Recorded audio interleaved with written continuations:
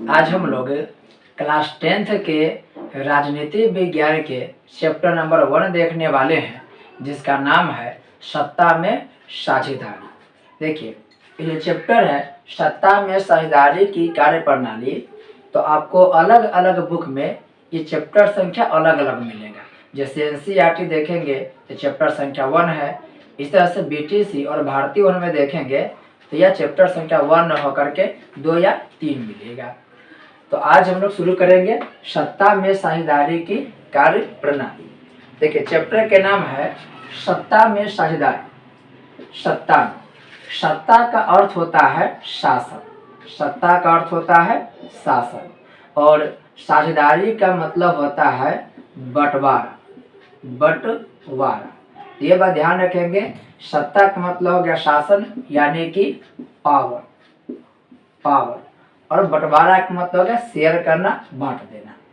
अब सत्ता में साझेदारी क्यों आवश्यक है, क्यों सत्ता में साझेदारी किया गया है, और सत्ता में यदि साझेदारी नहीं किया जाए तो इसका दुष्परिणाम क्या हो सकता है, यही सब चर्चा करना है इस चैप्टर में।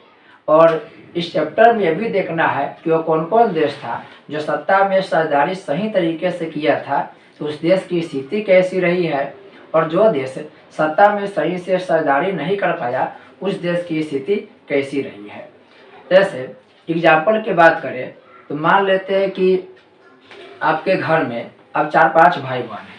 अब 4-5 भाई बहन में से मान लेते हैं कि किसी एक के पास, किसी एक को छोड़ करके बाकी सबको नए कपड़े दिला दिया गया। अब जैसे ही क्या हुआ कि 4 लोगों को नए कपड़े दिला दिया गया और एक को नहीं दिलाया, तो हो सकता है क्या कि उस बच्चे के मन में माँ बाप के प्रति असंतुष्टि की भावना आ जाए, और यही असंतुष्टि की भावना बाद में जा करके घर को क्या करता है, तोड़ने का काम करता है। यही जो सत्ता के साझेदारी की जो बात दिया गया है, इसमें यही जानना है कि किस देश में अलग अलग धर्म के जब लोग होता है, अलग अलग जाति के जो लोग होता है, उसमें जब सत्ता के साझेदारी हो जाता है, जब पावर को बंटवारा कर दिया जाता है, तब उस देश में असंतुष्टि का भाव समाप्त हो जाता है और वह देश सही तरीके से चलती रहती है। तो इस चैप्टर में हम लोग यही जानने वाले हैं। फिलहाल हम लोग इस चैप्टर में एग्जाम्पल के तौर पर काम करेंगे कि इस चैप्टर में जो भी एग्जाम्पल दिया गया, जैसे कि बेल्जियम देश का एग्जाम्पल दिया गया है और श्रीलंका देश का एग्जाम्पल दिया गया है। देखिए, अगर आपसे प्रश्न पूछे कि सत्ता में साझेदारी क्यों जरूरी है, तब लिख सकते हैं क्या कि सत्ता में साझेदारी देने से, सत्ता में बंटवारा करने से उस देश में जितने भी जाति समूह के लोग होते हैं, जितने भी समुदाय के लोग होते हैं, वे सभी संतुष्ट स्थिति में आ जाता है और वह देश हित में कार्य करता है। यहाँ पर हम 2 देश की चर्चा करेंगे। एक देश है बेल्जियम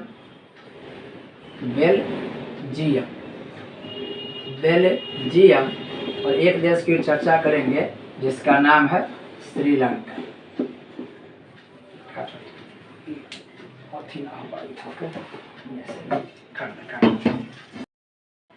हम लोग बेल्जियम और श्रीलंका को आधार मान करके इस चैप्टर की चर्चा कर रहे हैं। देखिए, एक देश है बेल्जियम और एक देश है श्रीलंका। पहले बेल्जियम की चर्चा कर लेते हैं, फिर बाद में चल करके श्रीलंका की चर्चा करेंगे कि इन दोनों देशों में सत्ता में जो साझेदारी दिया गया वो किस प्रकार से दिया गया और इनकी क्या क्या समस्या रही है। देखिए, ये जो बेल्जियम देश है, ये बेल्जियम देश आपको मिलेगा यूरोप में। यूरोप महादेश में जो देश है एक, वही है बेल्जियम। यानी कि बेल्जियम यूरोप का एक देश है, यूरोप का एक देश है। जैसे मान लेते कि यह पृथ्वी हो गया, इस पृथ्वी पर देखेंगे तो इस हिस्सा में आपको भारत मिलेगा, यहाँ पर आपको भारत मिलेगा, और भारत से ही आप आगे बढ़ेंगे यहाँ पर तो इस हिस्से में आपको यूरोप मिलेगा, यहाँ पे यूरोप मिलेगा, और इसी यूरोप के इस हिस्से में आपको मिलेगा बेल्जियम जैसे। हालांकि अभी हम लोग थोड़ा देर में आपको वर्ल्ड मैप दिखा करके यहाँ पर दिखा दें कि बेल्जियम देश की स्थिति कहाँ पर है। फिलहाल समझिए, अभी यूरोप के नक्शा तत्कालीन मान लेते हैं कि आप मान ले कि ये यूरोप है, यहाँ पर देखेंगे तो आपको एक देश मिलेगा जिसका नाम है पुर्तगाल। या जो देश है यहाँ पर उसका नाम है पुर्तगाल। फिर आगे जाएंगे आप तो आपको एक देश दिखाई देगा जिसका नाम है स्पेन। स्पेन से आगे जाएंगे तो आपको मिलेगा फ्रांस देश। फ्रांस देश और इसी फ्रांस देश के ऊपर में आपको एक देश मिलेगा जिस देश का नाम है बेल्जियम। बेल्जियम। आप लोकेशन को अगर देख रहे हैं तो आपको आगे की बात को समझने में कठिनाई नहीं होगी, लोकेशन से पढ़ना ही सही माना जाता है। अब देख सकते हैं कि फ्रांस के इधर में आपको यूरोप में जो देश दिखाई दे रहा है वह बेल्जियम है। आप इस नक्शा के थ्रू भी देख सकते हैं। जैसे यहाँ पर आप देखेंगे तो मेरे हाथ में एक वर्ल्ड का मैप है। इस वर्ल्ड के मैप पर अगर आप अच्छा से देखेंगे तो यहाँ पर आपको भारत देश दिखाई देगा। ये भारत हो गया। इसी भारत के ऊपर में जाएंगे इधर की तरफ तो ये देखिए, ये जो पूरा आप देख रहे हैं बड़ा वाला हिस्सा ये है यूरोप। और इसी यूरोप में आप जो आगे जाएंगे फ्रांस के ऊपर तो बहुत छोटा सा एक देश है और इस देश का नाम है बेल्जियम। यहाँ पर आपको ठीक से नहीं दिखाई दे रहा होगा तो हम लोग यूरोप के ही नक्शा को यहाँ पर देखेंगे, क्योंकि यूरोप का ही नक्शा यहाँ पर दिया गया है। यूरोप के बहुत ऐसे देश है जो बहुत छोटे छोटे हैं, अतः उस समस्या को दूर करने के लिए वर्ल्ड मैप पर ही यूरोप के एक नक्शा नीचे कॉर्नर में दिया गया है। तो आप यहाँ पर ठीक से देख सकते हैं बेल्जियम देश को। अब देख सकते हैं ये जो पूरा है ये यूरोप महादेश है। इस यूरोप में आप देखेंगे तो यहाँ पर आपको मिलेगा फ्रांस देश। ये जो है देश फ्रांस देश है। और फ्रांस के ऊपर ही आपको ये जो देख रहे हैं गोला वाला, ये ब्लैक वाला, यही बहुत छोटा सा एक देश है जिसका नाम है बेल्जियम। इस देश के बारे में हमको पढ़ना है। फिर बाद में आपको श्रीलंका के बारे में पढ़ना है। तो श्रीलंका के लोकेशन आसान है, आप लोग बहुत बार देखे होंगे। ये जो भारत है इसी भारत के नीचे में छोटा सा एक नारियल के आकार जैसा एक देश मिलेगा आपको जो श्रीलंका है। इन दोनों के लोकेशन देखना जरूरी है, तब जाकर आगे आप लोग को समझने में आसानी होगा। अब देखिए यहाँ पर अभी हम चर्चा करेंगे बेल्जियम की, फिर उसके बाद चर्चा करेंगे श्रीलंका देश की। तो बेल्जियम हो गया एक यूरोप का देश और इस बेल्जियम के जो राजधानी है वह राजधानी है ब्रुसेल्स। बेल्जियम की राजधानी हो गया ब्रुसेल्स। देखिए ये जो बेल्जियम देश है ना, यहाँ पर 3 भाषा बोला जाता है। यहाँ पर 3 भाषा के लोग हैं। एक डच भाषा के लोग हैं, एक यहाँ पर फ्रेंच भाषा के लोग हैं, एक जर्मन भाषा के लोग हैं। 3 भाषा यहाँ पर बोला जाता है। एक है फ्रेंच, एक है डच, एक है यहाँ पर देख सकते हैं कि जो बेल्जियम है इस बेल्जियम में 3 भाषा के लोग हैं। 3 भाषा के लोग मिलेगा। एक मिलेगा यहाँ पर डच भाषा बोलने वाले लोग, एक मिलेगा फ्रेंच भाषा बोलने वाले लोग और एक यहाँ पर है जर्मन भाषा बोलने वाले लोग। अब आपको बेल्जियम के हम लोकेशन दिखा रहे, सिर्फ बेल्जियम का नक्शा बना करके। ये मान लेते हैं कि बेल्जियम देश है। इस बेल्जियम में यहाँ पर उसकी राजधानी है, इसकी राजधानी का नाम है ब्रुसेल्स। ये बेल्जियम की राजधानी होगा ब्रुसेल्स और ये देश हो गया बेल्जियम। बेल्जियम। अब देखिए बेल्जियम के 2 हिस्सा है। बेल्जियम के जो पूरा इलाका है उस पूरे इलाके के मोटा मोटी तरीका 2 भागों में बांटा गया है। एक है फ्लेमिश इलाका, ध्यान देंगे, एक इलाका है फ्लेमिश इलाका और इस फ्लेमिश इलाके में डच भाषा बोला जाता है। उसी तरीका से एक इलाका है वेनेशिया इलाका, वेनेशिया, और ये जो वेनेशिया इलाका है यहाँ पर फ्रेंच भाषा बोला जाता है। और बाकी जो थोड़ा बहुत जो इलाका है बेल्जियम के, उस थोड़े बहुत बेल्जियम वाले इलाके पर जर्मन भाषा बोला जाता है। देखिए मुख्य रूप से बेल्जियम के 2 हिस्सा है, 2 भाग है। एक क्षेत्र है फ्लेमिश का क्षेत्र और एक है वेनेशिया का क्षेत्र। ये जो फ्लेमिश का क्षेत्र है इस फ्लेमिश वाले क्षेत्र पर डच भाषा बोला जाता है और डच भाषा बोलने वाले लोग के टोटल संख्या की बात करें तो उसकी संख्या यहाँ पर आपको मिल जाएगा 59%। और जो वेनेशिया क्षेत्र में जो फ्रेंच लोग रहते हैं वह फ्रेंच लोग की संख्या आपको मिलेगा 40%। और जो जर्मन लोग हैं वो जर्मन लोग जर्मन भाषा के बोलने वाले जो लोग हैं उसकी संख्या 1%। यहाँ पर गौर से देखिएगा, डच भाषा बोलने वाला जो लोग है वह ज़्यादा है। 59% जो लोग हैं बेल्जियम में वह 59% लोग डच भाषा बोलता है। 40% जो लोग हैं वो फ्रेंच बोलता है और 1% जो लोग हैं वह जर्मन भाषा बोलता है। डच भाषा बोलने वाले लोग बेल्जियम के फ्लेमिश इलाके में रहता है। फ्रेंच भाषा बोलने वाले लोग वेनेशिया इलाके में रहता है और बाकी जो पूरे इलाके के हैं बेल्जियम के जो थोड़े बहुत इलाके बच जाता है तो सभी इलाके में जर्मन भाषा के लोग हैं और उसकी संख्या 1% है।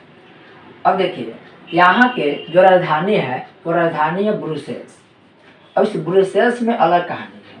यहाँ पर हम लिख दे रहे हैं, श्रीलंका की चर्चा बाद में करेंगे। बेल्जियम की जो राजधानी है वो राजधानी है ब्रुसेल्स। इस ब्रुसेल्स के अलग कहानी है। ब्रुसेल्स जो राजधानी है वहाँ पर देखिए यहाँ पर ज़्यादा डच बोलने वाले लोग हैं, लेकिन पूरे बेल्जियम में डच बोलने वाले लोग की संख्या ज़्यादा है। लेकिन बेल्जियम के जो राजधानी है ब्रुसेल्स वहाँ पर फ्रेंच भाषा बोलने वाले लोग की संख्या क्या है, ज़्यादा है और डच भाषा बोलने वाले लोग की संख्या क्या है, कम है। यानी 80% जो लोग हैं ब्रुसेल्स में वो फ्रेंच बोलता है और 20% जो लोग हैं ब्रुसेल्स के वह डच भाषा बोलता है। यहाँ पर ध्यान देना बड़ा जरूरी है। बेल्जियम की जो राजधानी है ब्रुसेल्स, इस ब्रुसेल्स में 80% जो लोग हैं वो फ्रेंच बोल रहा है और 20% जो लोग हैं वो डच बोल रहा है। तो पूरे बेल्जियम में डच भाषा बोलने वाले लोग बहुसंख्यक हैं, जबकि बेल्जियम की राजधानी ब्रुसेल्स में फ्रेंच बोलने वाले लोग की संख्या क्या है, बहुसंख्यक है। इस बात को ध्यान रखेंगे। आप इसका एक स्क्रीनशॉट ले सकते हैं या वीडियो को पॉज करके लिख सकते हैं। इतना बात ध्यान देना बहुत जरूरी है, तब जाके आगे कहानी आपको अच्छा से समझ में आएगी। अब देखिए भाषा यहाँ पर तीन भाषा है। बेल्जियम का जो भाषा है वो 3 भाषा है। बेल्जियम हालांकि बहुत ही छोटा देश है। ये मान लेते हैं बेल्जियम देश हो गया और बेल्जियम की राजधानी हो गया ब्रुसेल्स। तो बेल्जियम अभी अब 3 भाषा के लोग देखे हैं। एक देखे हैं डच भाषा के लोग, एक देखे हैं फ्रेंच भाषा के लोग और एक देखे हैं जर्मन भाषा के लोग। अब हुआ क्या, ये 3 भाषा के जो लोग था या 3 भाषा के लोग में जो डच भाषा बोलने वाले लोग हैं, ये डच भाषा बोलने वाले जो लोग था यह संपन्नता में कम था। यानी बोल सकते हैं कि जो लोग डच भाषा बोलता था वो डच भाषा बोलने वाले जो लोग था वो गरीब था, अमीर नहीं था, ये गरीब था। और डच भाषा बोलने वाले जो लोग था ये लिखते हैं कि ये उनकी क्या था, गरीब था। और ये लोगों में शिक्षा का जो स्तर था, शिक्षा का स्तर वो भी क्या था, कम था। शिक्षा का स्तर कम था। लेकिन जो फ्रेंच भाषा बोलने वाला लोग था वो फ्रेंच भाषा बोलने वाले लोगों की संख्या कम था, लेकिन इन लोगों में शिक्षा का अच्छा खासा विकास था। इसमें शिक्षा का विकास क्या था, अच्छा खासा था, शिक्षा का विकास था।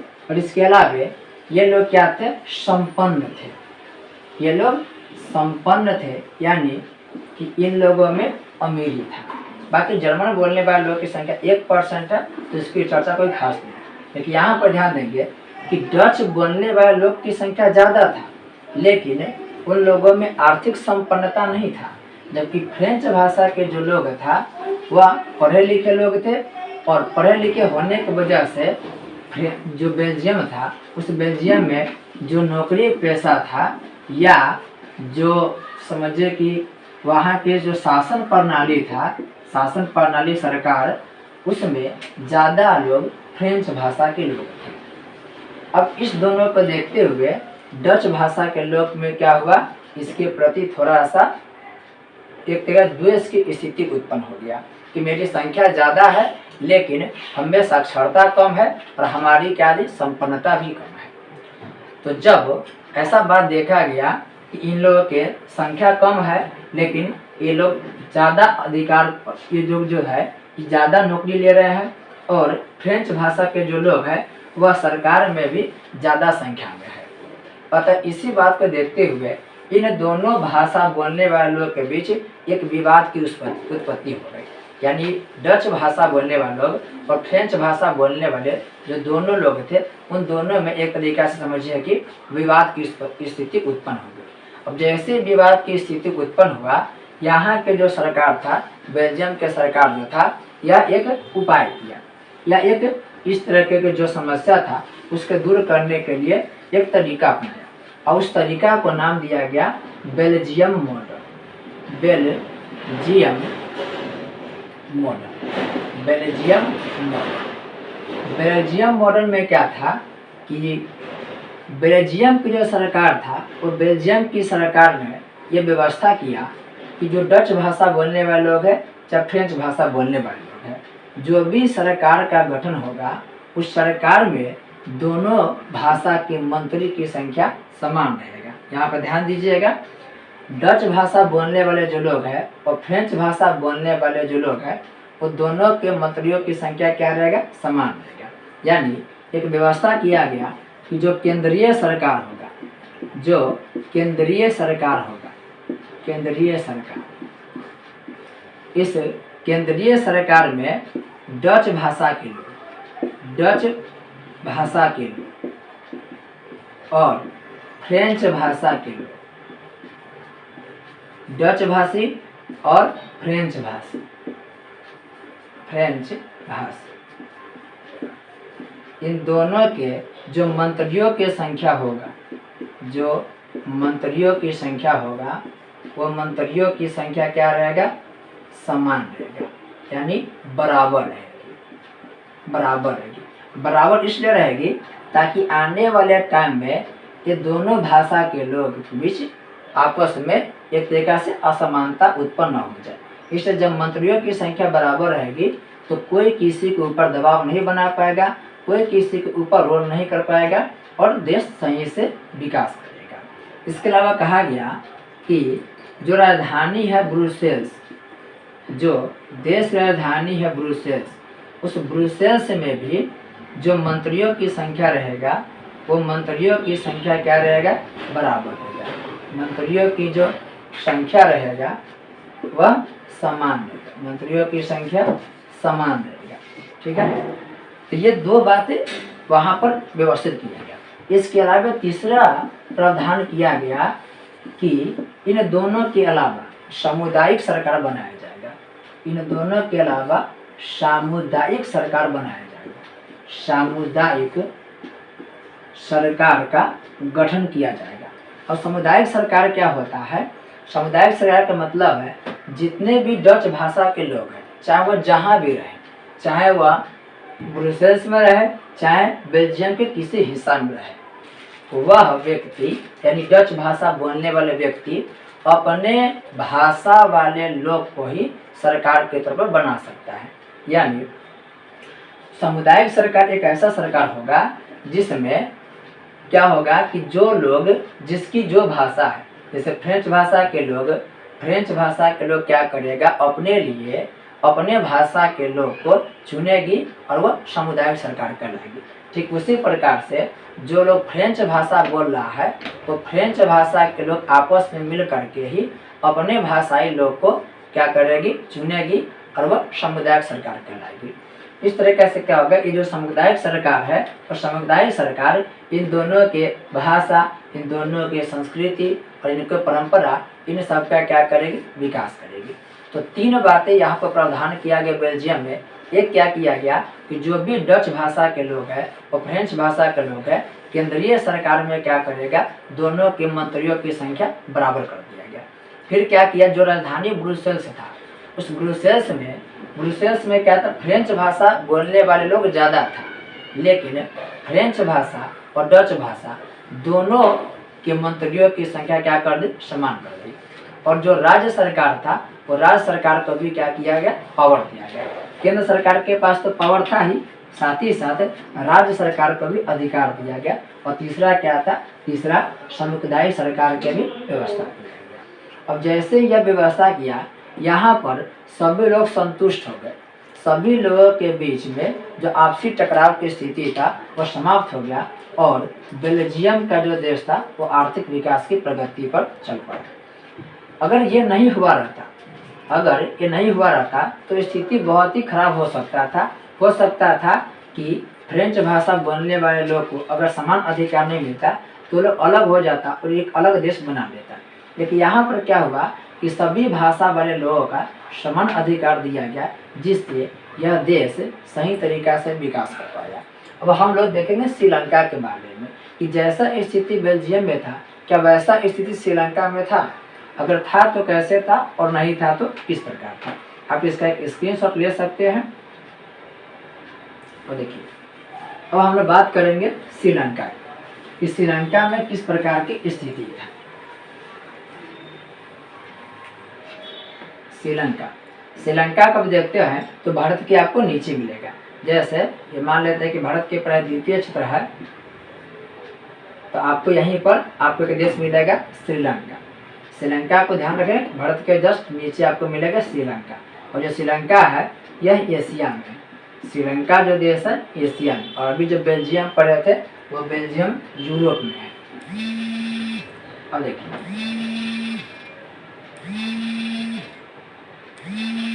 इस प्रकार से श्रीलंका की यहाँ पर हिस्सा देखिएगा तो ये निकला हुआ मिलेगा आपको, ये जाफना प्रांत है, ये श्रीलंका हो गया। श्रीलंका एशिया के देश हो गया। और श्रीलंका के जो राजधानी है वो राजधानी वर्तमान में श्री जयवर्धने है।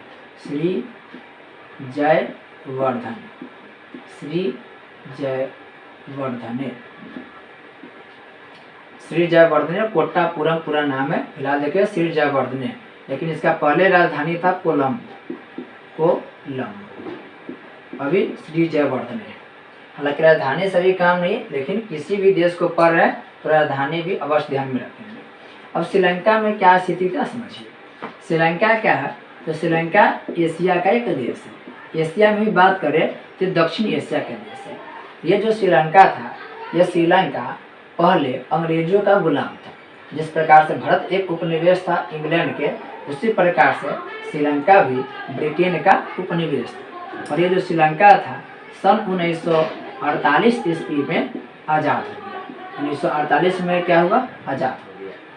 श्रीलंका को 1948 में जो आज़ादी मिला तब इसका अपना एक व्यवस्था लागू करना चाहा। लेकिन अब श्रीलंका में बात करेंगे कि कौन कौन भाषा के लोग हैं। तो जो श्रीलंका है, इस श्रीलंका के अगर आप देखेंगे तो श्रीलंका में दो टाइप के लोग मिलेंगे। एक मिलेगा सिंहली भाषा वाले लोग, एक जो मिलेगा उसकी भाषा कैसी है, सिंहली है।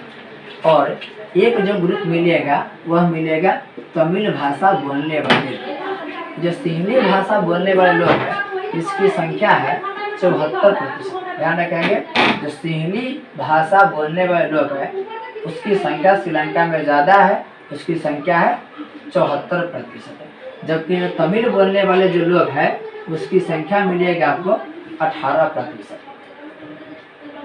ये तो सिंहली वाले जो लोग हैं, इस सिंहली भाषा बोलने वाले जो लोग हैं, इसका धर्म है बौद्ध धर्म। ये बौद्ध धर्म से संबंधित है। जबकि तमिल के जो लोग हैं, तमिल भाषा बोलने वाले, ये तमिल भाषा बोलने वाले में से कुछ हिंदू है और कुछ मुस्लिम है, कुछ मुसलमान। क्योंकि श्रीलंका जब इंग्लैंड का उपनिवेश था तब इस क्षेत्र में ध्यान रखेंगे, इस क्षेत्र में भारत के तमिलनाडु यहीं पर पड़ेगा। श्रीलंका जो है वो भारत से सटा हुआ है, तो यहीं पर आपको भारत के तमिलनाडु राज्य मिलेगा। तो तमिलनाडु से क्या हुआ, बहुत सारे लोग आकर के यहाँ पर बस गए थे। यहाँ पर अंग्रेज क्या किया था, इस श्रीलंका के इस हिस्से में बहुत सारे तमिल हिंदू और तमिल मुस्लिम को ला करके यहाँ पर बसा दिया था, ताकि यहाँ पर वो क्या कर सके, चाय के बागान में काम कर सके। तो बहुत पहले अंग्रेज लोग चाय के बागान में काम करवाने के लिए भारत से तमिल भाषी लोग को ला करके यहाँ पर रख दिया गया। बाद में ये लोग यहीं पर बस गए थे। तो यहाँ और यहाँ के जो मूल निवासी था, जो शुरू से ही जो निवासी था, वह था सिंहली। और जो सिंहली था इसका धर्म है बौद्ध। लेकिन जो तमिल बोलने वाले लोग हैं, जिसकी संख्या 18% है, उस तमिल बोलने वाले लोग में हिंदू भी है और मुस्लिम भी है। मुस्लिम की संख्या कम है, हिंदू की संख्या ज़्यादा है। और इसी श्रीलंका में जो 60% जो आबादी है वह है ईसाई। 60% जो आबादी है वह है ईसाई। तो देख सकते हैं आप लोग कि श्रीलंका में अलग अलग भाषा और अलग अलग धर्म के लोग हैं। लेकिन अलग अलग धर्म के लोग होने के बावजूद भी, अलग अलग भाषा होने के बावजूद भी श्रीलंका जो अपना शासन प्रणाली अपनाया वो गलत तरीके से अपनाया। और ये जो व्यवस्था किया था वो खराब व्यवस्था किया था, जिसकी वजह से यहाँ पर अनेक प्रकार की समस्या उत्पन्न हो गई। ये क्या अब नया समझिए।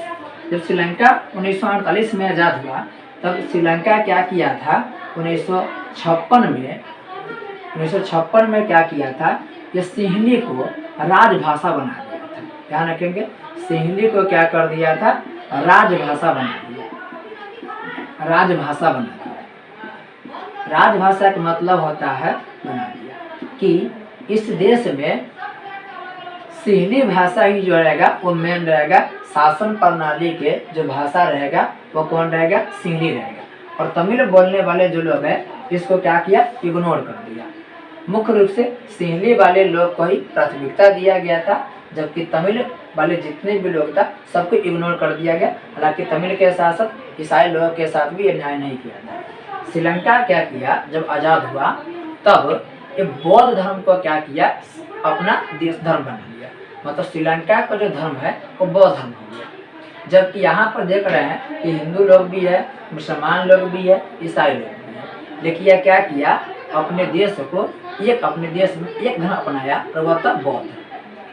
अब जैसे ही क्या कि एक धर्म अपनाया, एक भाषा अपनाया, तो बाकी लोगों के लिए क्या हुआ, ये खराब हुआ कि हम लोग भी बहुत समय से है और जब भी एक धर्म रहेगा और एक भाषा रहेगा तो कहीं ना कहीं इन लोगों के साथ वह बात नहीं हो पाएगा, यानी इन लोगों के साथ समानता का व्यवहार नहीं किया जाएगा, कहीं ना कहीं इन लोगों को उपेक्षा किया जाएगा।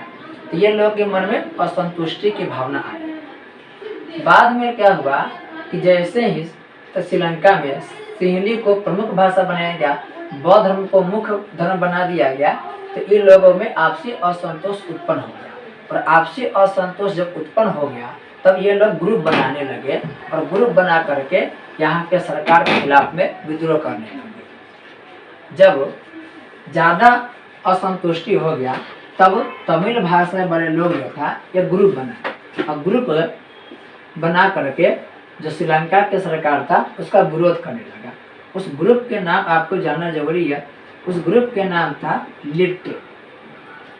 लिट्टे लिट्टे लिट्टे का फुल फॉर्म हो गया लिबरेशन ऑफ तमिल टाइगर इलम। लिट्टे का जो पूरा नाम हो गया वह हो गया लिबरेशन ऑफ तमिल टाइगर इलम। इलम का मतलब होता है सरकार। हमेशा प्रश्न पूछा जाता है कि बताइए कि जो लिट्टे नामक आतंकवादी ग्रुप है, इसको आतंकवादी ग्रुप का दर्जा दिया गया है। ये जो लिट्टे नामक आतंकवादी ग्रुप है, यह आतंकवादी ग्रुप का संबंध किस देश से है, तो इसका संबंध होगा श्रीलंका से। और यही क्या हुआ कि ग्रुप श्रीलंका के सरकार के खिलाफ में एक बड़ा विरोध कर दिया और तब जाकर श्रीलंका में गृह युद्ध की स्थिति उत्पन्न हो गई। गृह युद्ध का मतलब होता है अपने देश के लोग ही आपस में झगड़ा करना, यानी इस देश के लोग जब आपस में झगड़ा करने लगे तो वह स्थिति होता है गृह युद्ध की। तो श्रीलंका में क्या हुआ, गृह युद्ध की स्थिति आ गई। बाद में जा करके समझिए कि इस लिट्टे नामक जो आतंकवादी ग्रुप था उसमें से बहुत सारे लोगों का जो मेन लीडर था उन सबको खात्मा किया गया। इस सब की चर्चा हम लोग आगे वाले वीडियो में करेंगे। तो यहाँ पर हम लोग दो प्रमुख बात जाने हैं, सत्ता में सरदारी की जो तरीका है वो कैसे कर सकते। मतलब यहाँ पर भाषा के आधार पर बेल्जियम में दिया गया, तो भाषा के आधार पर जब बेल्जियम में सरदारी दिया गया तो वहाँ पर कुछ समस्या नहीं हुआ और देश ठीक ठाक तरक्की किया। लेकिन श्रीलंका में क्या हुआ, जब एक धर्म के लोगों को अधिकार दिया गया तब जाके श्रीलंका में गृह युद्ध की स्थिति आ गई। क्योंकि जो श्रीलंका की जो सरकार था वह स्कूल कॉलेज में और देश की सरकार में कहा कि केवल सिंहली भाषा के लोग को ही प्राथमिकता मिलेगा। यानी उस देश में जो सरकार चुना जाएगा, उस देश में जो मंत्री चुने जाएंगे वो क्या होंगे, सिंहली वाले लोग ज़्यादा होंगे। स्कूल कॉलेज में इस भाषा के लोग को ज़्यादा अधिकार दिया गया और इसको क्या किया, पूरी तरीक़ा से इग्नोर कर दिया गया, पूरी तरीक़ा से नज़रअंदाज कर दिया गया, जिसका परिणाम यह हुआ यहाँ पर क्या हुआ, गृह युद्ध की स्थिति आ गई थी। अब हम लोग जानेंगे कि सरकार के जो विभिन्न अंग होता है वो कौन कौन सा अंग होता है और वह किस तरीके से कार्य करती है। देखिए यहाँ पर सरकार, तो सरकार के अंग की बात करें या शासन के अंग की बात करें तो उसको हम दो भाग में बांटते हैं। एक होता है क्षैतिज तरीका से, एक होता है क्षैतिज तरीका और एक होता है ऊर्ध्वाधर तरीका। ऊर्ध्वाधर तरीका एक होता है क्षैतिज तरीका, एक होता है ऊर्ध्वाधर तरीका। तो जो क्षैतिज तरीका होता है इसमें 3 भाग होता है और ऊर्ध्वाधर में भी क्या होता है, 3 भाग होता है। क्षैतिज में एक होता है विधायिका या इसे बोलते हैं व्यवस्थापिका, एक होता है कार्यपालिका, एक होता है कार्यपालिका और एक है न्यायपालिका।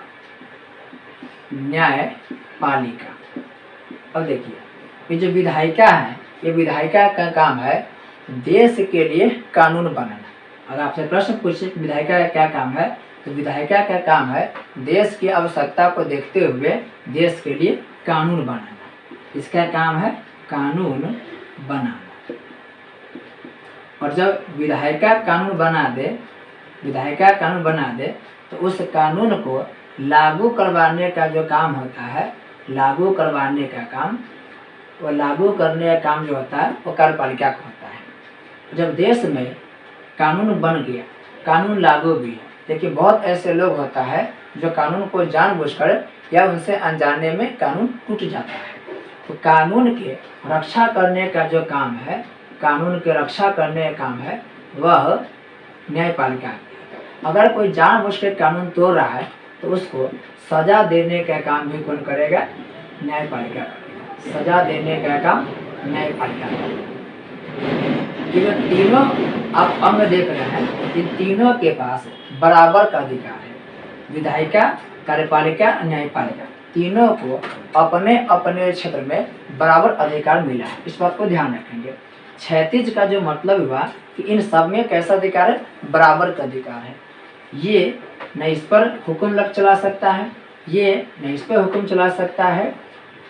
तीनों जो है वो तीनों एक दूसरे के समझे नियंत्रण रखता है और तीनों समझे कि एक दूसरे से समान भाव रखता है, समान अधिकार रखता है। तो विधायिका के पास अपने फील्ड में वही अधिकार है जो कार्यपालिका को अपने फील्ड में अधिकार है। तो तीनों के पास अपने अपने फील्ड में क्या होता है, बराबर अधिकार होता है।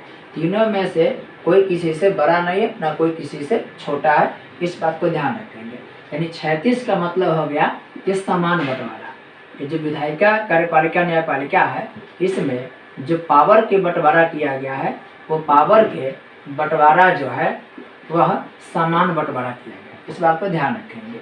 इसमें समान प्रकार के बंटवारा किया गया है। जबकि ऊर्ध्वाधर में क्या होता है, 3 तो होता ही है, आपको 3 भी लिख सकते हैं। एक होता है केंद्र सरकार, एक होता है राज्य सरकार और एक होता है स्थानीय सरकार। स्थानीय सरकार, लेकिन इसमें थोड़ा अंतर है। ऊर्ध्वाधर में क्या होता है, सबसे ज़्यादा पावरफुल, सबसे ज़्यादा अधिकार केंद्र के पास होता है, उससे कम अधिकार राज्य के पास होता है और सबसे कम अधिकार स्थानीय सरकार के पास होता है। यानी पावर की बात करें तो पावर में सबसे ज़्यादा जो पावर होगा, सबसे ज़्यादा पावर, सबसे ज़्यादा अधिकार वह केंद्र के पास है। केंद्र से कम होगा, केंद्र से कम अधिकार राज्य के सरकार के पास होता है। और सबसे जो कम अधिकार होगा, सबसे कम पावर वह स्थानीय सरकार के पास होता है। तो यहाँ पर जो स्थानीय सरकार है वह स्थानीय सरकार राज्य सरकार के अनुसार कार्य करती है, और राज्य जो सरकार है वह केंद्र सरकार के अनुसार कार्य करती है। इस बात को ध्यान रखेंगे। स्थानीय सरकार राज्य सरकार के अधीन काम करती है, राज्य सरकार केंद्र सरकार के अनुसार काम करती है। यहाँ पर आपको प्रधानमंत्री मिलेंगे, राष्ट्रपति मिलेंगे, और जो भी कैबिनेट मंत्री होता है केंद्र के वह मिलेंगे। यहाँ पर मुख्यमंत्री होते हैं, यहाँ पर राज्यपाल होते हैं, और स्थानीय सरकार में मुखिया जी, सरपंच, यही लोग यहाँ पर होते हैं। जो मुखिया जी हो गए, सरपंच हो गए, जिला परिषद हो गए, पंचायत समिति के हो गए, ये सभी स्थानीय सरकार में। तो इन दोनों में एक बेसिक अंतर यह है कि इन सबके पास बराबर अधिकार है। लेकिन इस सरकार में क्या है, इस प्रकार के बंटवारा में क्या है, सबसे अधिक इसका पास पावर है, केंद्र सरकार के पास पावर है। केंद्र सरकार ऑर्डर देगा राज्य सरकार को, यानी राज्य सरकार केंद्र सरकार के समझे के अनुसार काम करेगी, और जो राज्य सरकार है वह स्थानीय सरकार को आदेश देगी। स्थानीय सरकार अपने काम करने के लिए राज्य सरकार के ऊपर निर्भर रहता है। इस तरीका से आप देख सकते हैं। ये जो बंटवारा किया गया है, इस प्रकार के बंटवारा करने से एक फायदा हुआ है कि देखिए, एक तो क्या कि जब हम इस प्रकार से बंटवारा किए, तो इस प्रकार से बंटवारा करने पर समाज के या देश के हर एक व्यक्ति के पास अधिकार चला गया। सबके पास क्या कर दिया, हम लोग शक्ति का बंटवारा कर दिया, और यहाँ पर हम लोग जानबूझ करके सबको बराबर अधिकार दिए हैं। क्योंकि जब भी बराबर अधिकार देते हैं तो एक दूसरे के साथ मनमानी नहीं कर सकता है। देश में बहुत सारे धर्म के लोग हैं, बहुत सारे भाषा के लोग हैं, तो अगर केवल मान लेते हैं कि इस विधायिका में केवल एक ही भाषा के लोग अगर आ जाएगा तो वह कानून बनाएगा सिर्फ अपने भाषा के, तो इसके पास अगर ज़्यादा अधिकार होगा तो ये लोग कुछ नहीं कर पाएंगे, जिससे देश में क्या होगा, असंतुष्टि की स्थिति आ जाएगी, और यही असंतुष्टि की स्थिति बाद में जाकर के देश को तोड़ने का काम करता है। तो इस बात को ध्यान रखेंगे। क्षैतिज बंटवारा क्या है और ऊर्ध्वाधर बंटवारा क्या है, हम लोग अगले वीडियो में जानेंगे कि संघ राज्य क्या है, और जितने भी सरकार है उन सब के बारे में भी डिटेल से चर्चा करेंगे। फिलहाल के लिए आज के लिए इतना ही वीडियो है। अगली वीडियो में जल्दी ही मिलेंगे, तब तक के लिए बहुत बहुत धन्यवाद।